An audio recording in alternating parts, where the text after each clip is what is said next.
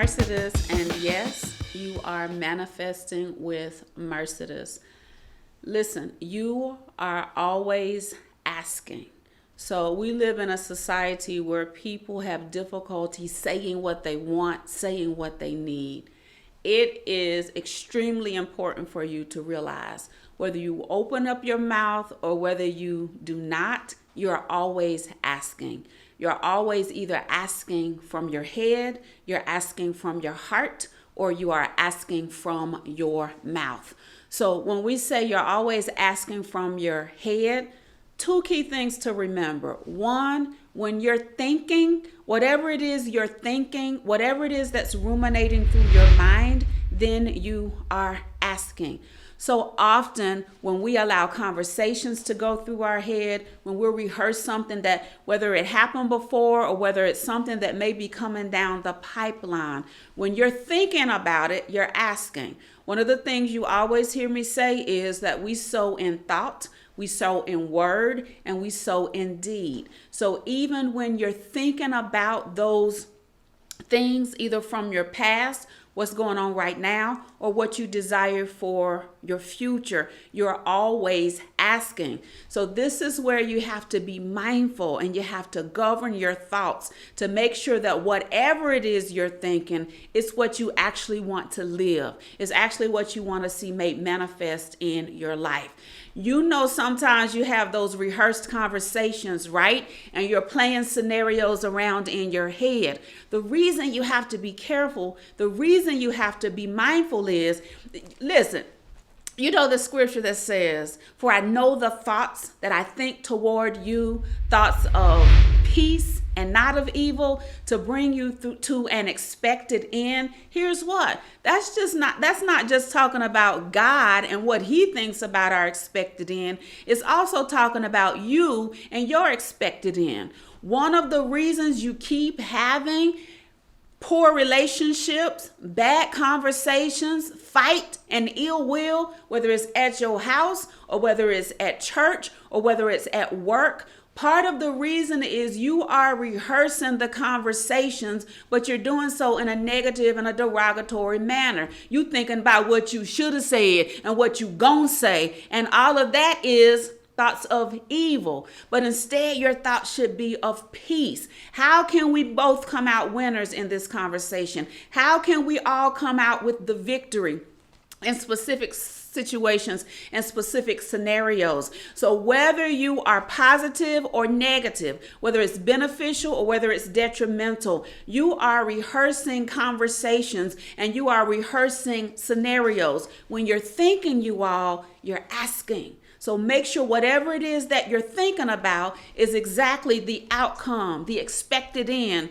that you desire. In addition to asking from your head, you're also asking from your heart.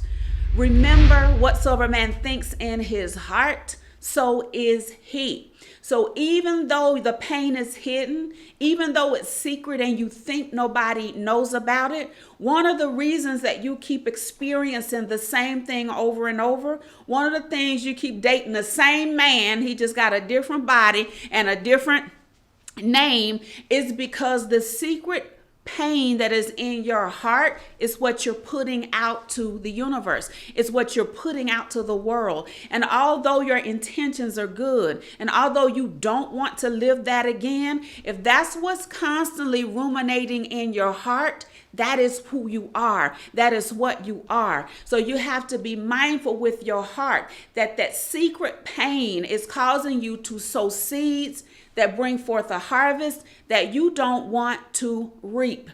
We also are asking when we're dealing with unrequited love. And this is so important, especially in this day and age, you all, because too many people are dealing with unrequited love. And I'm speaking in two forms. Sometimes it's romantic love and sometimes it's your dreams, your personal and your professional unfulfilled desires. So what do I mean when I say romantic unrequited love. When you have a person who has an infatuation with somebody, or somebody who is in a what they call today a situationship, and they're constantly giving, they're constantly providing, but you're not getting in return what you desire, that's unrequited love. And so the angst and the pain that go along with the fact that you would give your last for somebody who don't give a dang about you, that's unrequited love. And when you continue to entertain that in your heart, what happens is you're asking for more of it to return. There's also unrequited dreams. Unrequited dreams may be something that you thought of when you were a little girl. It may be something that you entertained when you were a little boy. But here's what: those unrequited dreams, if it's something that's causing you angst and pain, it's not a dream anymore, you all. It is a full-fledged nightmare. Do you know, it might be you. If it's you, don't raise your hand. But do you know somebody who played football in high school? They played football in college. They are now in their mid-30s and they still have a dream of playing football. That's unrequited love. The likelihood of them at 35 probably ain't gonna happen. You have some people who specific professional aspirations they have. And while, yes, we can speak things into existence, and yes, things can be made manifest miraculously, but the truth is, in their heart of hearts, they know that this particular professional dream is probably not going to come to pass. That's unrequited love. And here's what: the more you allow that to stay in your heart, and the more you allow that to ruminate, you're putting out what you don't want to get back. You're asking. So what we have to do is make sure that we shift that. Unfulfilled desires, whether they are personal or whether they are professional, whether you are an entrepreneur or whether you are an employee. One of the things that is extremely important for you to realize is that when you focus on the desires that are unfulfilled, it keeps you from moving towards what you desire. When you focus on what you have not accomplished, when you focus on what has not been made manifest, listen, what you focus on expands. So if you've got your focus and your energy going to the left when indeed it needs to be going to the right, then the signals are off. And here's what: you cannot draw to you, you cannot pull to you, you cannot attract to you what you want when you're focusing on the opposite of it. Oh, you've heard it. Salt water and fresh water cannot come from the same fountain, you all. So when you're speaking of unfulfilled desires, you actually are negating what you desire to see made manifest. Whether you realize it or not, you're asking for more unfulfilled desires. The third way that you are constantly asking is through your mouth. When you open up your mouth and have conversations, you're asking. When you open up your mouth and you have private rants, oh, you know, you washing dishes, you vacuuming the floor, you driving down the highway, and you're saying things that in your private conversations you never would say openly. But here's what: when you're speaking those words out into the atmosphere in those private rants, you're asking. Your sarcasm. Now, I know some of y'all got a quick wit. I know some of you who you can like get down, get it told, and you don't even put a second thought to it. But the truth is, sarcasm, when you are intentionally being rude, you think it's funny. Being disrespectful, you think it's hilarious. When you're using sarcasm, either in conversation or privately, you are asking for more. You're asking to receive more. You are sending for more of what you're being sarcastic about. And if that's not what you want in your life, then we need to shift that as well. Here's the final one that is extremely important when you're asking out of your mouth, you all, with your story. Yes, we all have a story to tell. Yes, we all have been through some things. But just because it's your story, that doesn't mean that you need to be telling it right now. That doesn't mean you need to be focused on it right now. If you are still in the midst of a situation and you're experiencing emotion, or you're experiencing angst, or any type of trepidation, I need you to know that you are asking for more of it. So yes, that's a problem. But guess what? There's also a remedy, you all. The remedy is in your head. When you're asking in your head, I want you to always be mindful of what you are thinking. Only rehearse the conversations, the outcomes, and the scenarios that you want to live. If it's not something you want to see show up in your life, you need to switch it off and you need to think about something else.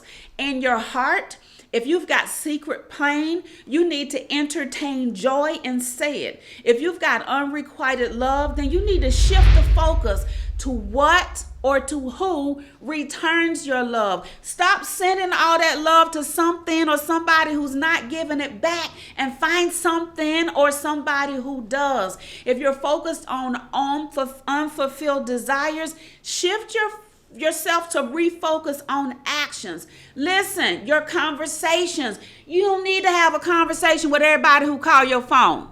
You don't. You don't need to have a conversation with everybody who comes up to you and wants to start talking about any and everything. You need to learn to redirect your conversations. If you don't want to live it, don't talk about it.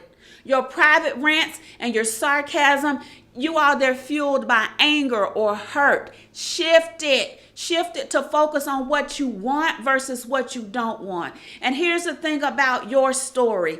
Yes, people need to hear your story because we overcome by the telling of our testimony. But if you're still in the midst of your story, if you're still hurt about it, if you still got angst about it, you don't need to tell your story. Let me tell you why. Because anytime there is emotion attached to language, you're re-embedded into your mind, both conscious and subconscious, what you don't want. Remember, you asking for some more.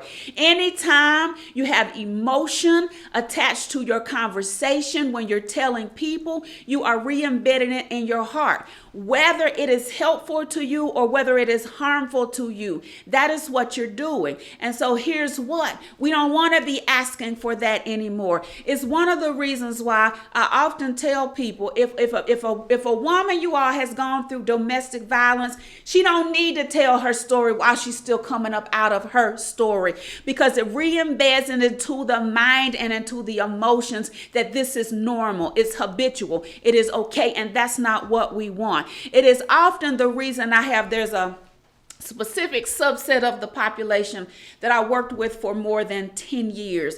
And one of the things they are told to do is to proclaim and to declare something. And what I know without question, if this subset of the population still has an attachment and an emotion to that specific thing that utterly ruined their life, then they don't need to be telling their story. You tell your story when you are indeed the victor. You tell your story when you have come up and over it.